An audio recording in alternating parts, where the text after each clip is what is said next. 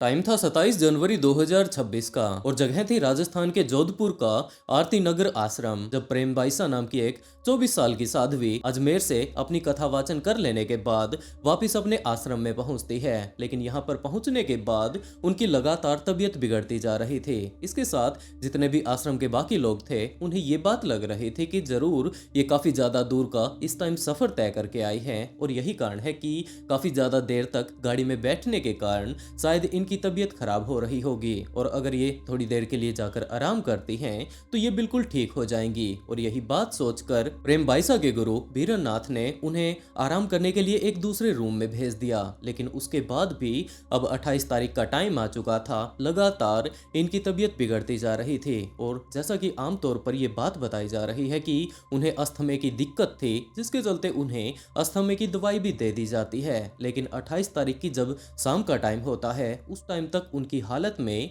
कोई भी सुधार नहीं हो रहा था और थक हार कर आश्रम के लोगों ने देवी सिंह नाम के एक कंपाउंडर को बुला लिया, जो कि पहले भी काफी बार यहाँ पर प्रेम बाईसा को दवाई देने के लिए, क्योंकि उन्हें अस्थमा की दिक्कत थी तो वो यहाँ पर आते रहा करते थे। और 28 तारीख को भी देवी सिंह को यहाँ पर बुला लिया जाता है। शाम को लगभग 6 से 7 बजे के आसपास देवी सिंह यहाँ पर पहुंचकर जब प्रेम बाईसा को संभालता है तो उन्हें यही बात पता चलती है कि इस टाइम इनकी तबीयत काफी ज्यादा खराब हो चुकी है, जिसके चलते वो उन्हें एक दवाई देता है। इसके साथ साथ उन्हें एक इंजेक्शन भी लगाता है। लेकिन जैसे ही उसने वो इंजेक्शन प्रेम बाईसा को दिया तो प्रेम बाईसा की तबीयत अचानक से बिगड़ने लगती है। उस टाइम उनकी ऐसी हालत को देखकर ये बात बिल्कुल साफ साफ पता चल रही थी कि उनकी तबीयत हद से ज्यादा बिगड़ चुकी है और हो ना हो जो ये आखिरी टाइम में उन्हें इंजेक्शन लगाया गया है इसी के कारण ये तबीयत इतनी ज्यादा बिगड़ी है। तो कंपाउंडर आश्रम के लोगों को ये बात बोलने लगता है कि इन्हें जल्द से जल्द हॉस्पिटल लेकर जाना होगा। जितना जल्दी हो सकता था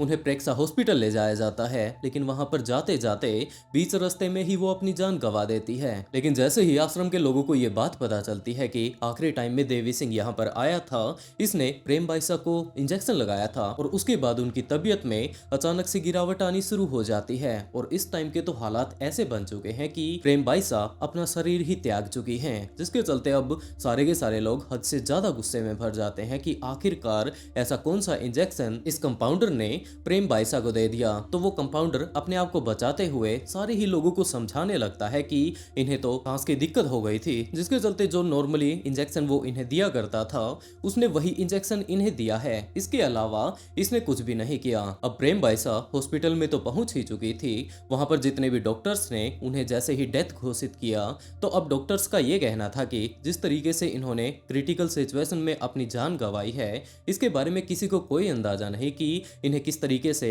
ओवरडोज दी गई है या इन्हें सही दवाई भी दी गई है या नहीं, इस बारे में हम लोग कुछ भी नहीं बोल सकते। तो इनका हमें पोस्टमार्टम करवाना होगा। लेकिन इसी बीच प्रेम बाईसा के गुरु वीरमनाथ बीच में आते हैं और उन्होंने इस पोस्टमार्टम से बिल्कुल साफ इनकार कर दिया और उन्होंने यही बात कही कि जो कुछ भी इनकी जिंदगी में हो चुका है इन्होंने पहले ही अपनी जिंदगी में काफी ज्यादा दुख सहे हैं, काफी सारे आरोप इन्होंने अभी तक सहन किए हैं, तो वो अब ऐसा नहीं चाहते कि अब इनका पोस्टमार्टम भी कर दिया जाए। वो इनके शरीर को इस तरीके से खंडित नहीं करना चाहते और यही बात बोलकर वो उन्हें वापस आश्रम में लाने की तैयारी करने लगते हैं। लेकिन इस घटना के तकरीबन 3 से 4 घंटों के अंदर अंदर प्रेम बाईसा के ऑफिशियल इंस्टाग्राम अकाउंट पर एक पोस्ट की जाती है जिसमें कि ये बात उन्होंने काफी ज्यादा डिटेल से लिख रखी थी कि किस तरीके से उनके ऊपर आरोप लगे हुए हैं और उनकी यही मांग है कि अगर वो जीते जी उन्हें न्याय नहीं मिला तो कम से कम अब तो उन्हें न्याय मिल ही जाए। और ये बात सामने आते ही उनका एक पुराना वीडियो लगातार आगे से आगे वायरल होना दोबारा से शुरू हो जाता है, जिसके बारे में उन्होंने इस पोस्ट में जिक्र किया था। और उसके बाद काफी सारे लोगों को एक और घटना के बारे में पता चलने लगता है। अब तो उन लोगों को भी इस घटना के बारे में पता चलने लग जाता है जो लोग इस घटना को पूरी तरीके से भूल चुके थे या फिर उन लोगों ने कभी इस घटना के बारे में सुना ही नहीं था। उनके आगे कुछ एक ऐसी वीडियो आने लगती है जिसे कि लेकर वो लोग भी काफी ज्यादा परेशान होने लग जाते हैं कि ऐसा कैसे हो सकता है, क्योंकि ये पूरी की पूरी घटना शुरू हुई 13 जुलाई 2025 को, जब एक वीडियो सोशल मीडिया पर लगातार काफी ज्यादा तेजी से वायरल होती जा रही थी और काफी सारे लोग इस वीडियो के नीचे उस वीडियो को देख लेने के बाद ये कमेंट करते जा रहे थे कि आखिरकार यहाँ पर चल क्या रहा है। लोगों के अंदर इस टाइम काफी ज्यादा गुस्सा भरा हुआ था क्योंकि वो वीडियो देखने में ही कुछ ऐसी लग रही थी कि वो नॉर्मल तो नहीं है, क्योंकि उसमें एक साध्वी बेड पर आराम से लेटी हुई थी। उनके पास एक महिला खड़ी हुई थी। वो महिला और साध्वी आपस में बातें कर रही थी कि इसी टाइम भगवा कपड़े पहने हुए एक व्यक्ति वहां पर आ पहुंचता है। सीधा का सीधा आने के बाद वो बेड पर लेटी हुई साध्वी के गालों को हाथ लगाने की कोशिश करता है। कुछ एक देर तक तो वो नॉर्मली बातें करता है, आसपास वहां पर वो घूमता रहता है, लेकिन उसके बाद वो भगवा कपड़े पहना हुआ साधु उस कैमरे की फ्रेम से बाहर चला जाता है और उसी टाइम जो वो बेड पर साध्वी लेटी हुई थी वो खड़ी हो जाती है और वो सीधा का सीधा उस साधु के जाकर गले लग जाती है। ये दोनों के दोनों आपस में एक दूसरे को काफी ज्यादा टाइट पकड़कर गले लगाने की कोशिश करते हैं। और जब पहली नजर में इन दोनों को ऐसी कंडीशन में देखा जाता है तो आम व्यक्ति कभी भी इस बात का अंदाजा ही नहीं लगा सकता कि एक गुरु और उसकी शिष्या आपस में मिल रहे हैं। इस वीडियो को देख लेने के बाद इन दोनों का ये रिश्ता तो हजम नहीं हो पाता, जिसके चलते काफी सारे लोग अब इन्हें गालियां देने लगते हैं कि आखिरकार ये किस तरीके से गुरु और शिष्या हो सकती हैं, ये लोग आपस में किस तरीके का रिलेशन बनाए हुए हैं। लगातार ये वीडियो आगे से आगे वायरल होता चला जाता है और इसी टाइम प्रेम बाईसा ने आकर इस वीडियो के बारे में बताना शुरू किया कि वीरनाथ सिर्फ और सिर्फ उनके गुरु नहीं, जबकि वो तो उनके पिता हैं और कोई भी लड़की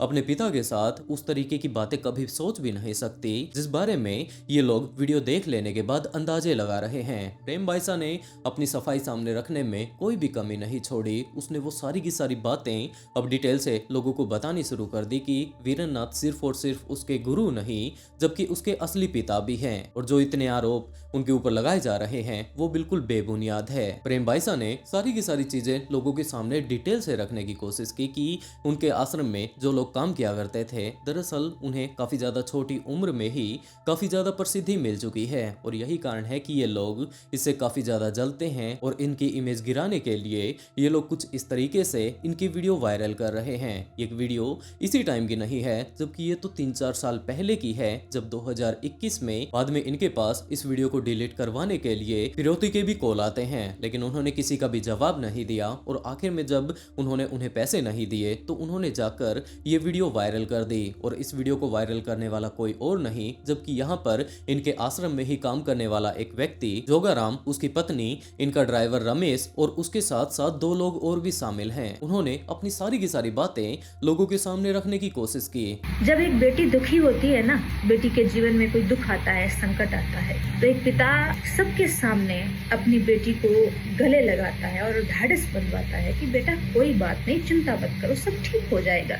और पास में ही खड़े किसी व्यक्ति ने वीडियो बनाया, उसको एडिट किया, आज से 3-4 साल पहले एडिट करके हमें भेजा और धमकी दी 20 लाख रुपए लाओ, पैसे दो वरना वीडियो वायरल करेंगे। तो हमने जोधपुर में बोरनाडा पुलिस थाने में रिपोर्ट दर्ज करवाई और पुलिस ने बकायदा कार्रवाई की और उस व्यक्ति को अरेस्ट किया, जेल में डाला, कोर्ट लेके गए। तो इसके परिवार वाले आए और कहा कि बच्चा है, गलती हो गई, आप माफ करो। तो हमने उसको जमानत दिलवा दी, कोई बात नहीं, गलती हो जाती है।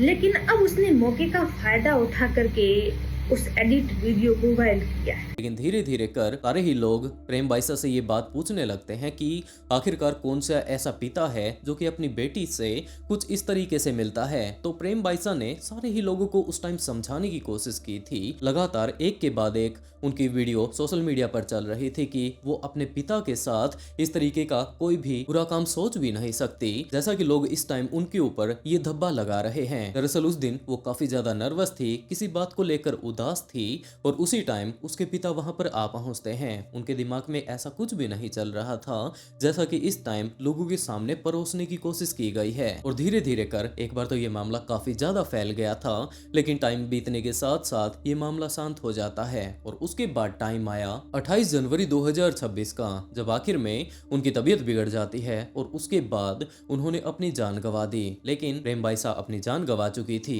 जो उनकी वीडियो वायरल हो रही थी वो तो काफी दिन पहले ही लोगों के द्वारा भुला दी गई थी। तो ये चीज काफी ज्यादा हैरान कर देने वाली थी कि ऑफिशियल इंस्टाग्राम पेज से ये वाली पोस्ट आखिरकार किसने की। और धीरे धीरे कर जैसे जैसे ये बात सामने आने लगती है कि एक साध्वी का पहले एक ये सीसीटीवी वीडियो वायरल हुआ था, बाद में उन्होंने अपने आप को बचाने के लिए जिस भी तरीके से वो अपनी सफाई दे सकती थी वो देने की कोशिश की। लेकिन जैसे ही उन्होंने अपनी जान गंवाई तो ऐसा कैसे हो सकता है कि उनके ऑफिशियल इंस्टाग्राम पेज से एक पोस्ट की जाती है और ये बात कही जाती है कि जीते जी तो उन्हें न्याय नहीं मिला, लेकिन उन्हें पक्का विश्वास है कि अब उन्होंने जब अपनी जान गंवा दी है तो अब तो उन्हें न्याय मिल ही जाएगा। तो अब लोगों के लगातार ये सवाल सामने आ रहे हैं कि वो वीडियो काफी दिन पहले वायरल हुआ था, उसके बाद तो वो मामला बिल्कुल शांत भी हो चुका था, अब उसके बारे में शायद ही कोई पूछ रहा होगा। लेकिन जैसे ही प्रेम बाइसा ने अपनी जान गंवाई तो ये सबसे बड़ी बात तो यही है कि आखिरकार किस तरीके से उन्होंने अपनी जान गंवा दी, और अगर अपनी जान उन्होंने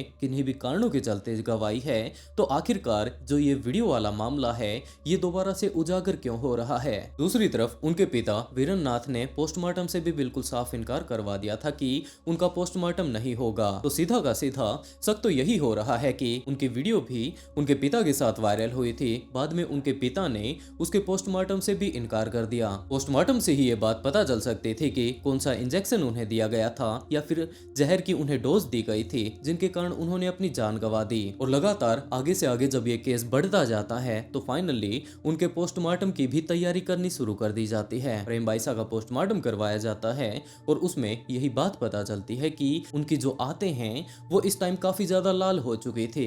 उनका ये अंदाजा लगाया जा रहा था कि शायद आखिरी टाइम में इन्हें जहर दिया गया होगा, लेकिन इस बात की अभी तक पुष्टि नहीं हुई थी और पोस्टमार्टम में कोई फाइनल रिजल्ट भी नहीं आया था कि इन्हीं सारी चीजों के कारण प्रेम बाइसा ने अपनी जान गंवाई होगी, जिसके चलते उनकी विसरा रिपोर्ट करवाई जाती है। लेकिन विसरा रिपोर्ट का रिजल्ट जल्द नहीं आ जाता, जिसके चलते अब लगातार वेट की जा रही है कि जैसे ही विसरा रिपोर्ट आएगी उससे ये बात कंफर्म हो पाएगी कि कौन सा इन्हें केमिकल दिया गया है या फिर जहर दिया गया है या फिर इनकी मौत किस कारण से हुई थी। लेकिन अभी भी काफी सारे सवाल ऐसे मौजूद हैं जो कि लगातार वीरेंद्रनाथ से किए जा रहे हैं कि आपने पोस्टमार्टम के लिए मना क्यों किया। वीरेंद्रनाथ ने ये बात कही कि जो वो पोस्ट थी वो उन्होंने उनके ड्राइवर से करवाई थी। तो अब लोगों का ये भी पूछना है कि जो मामला काफी दिन पहले ही दब चुका था तो उन्होंने उसे दोबारा से उजागर क्यों किया। और इसी तरीके के काफी सारे सवाल अभी भी यूं के यूं बरकरार हैं। वैसे दोस्तों आप लोगों को क्या लगता है कि इस केस में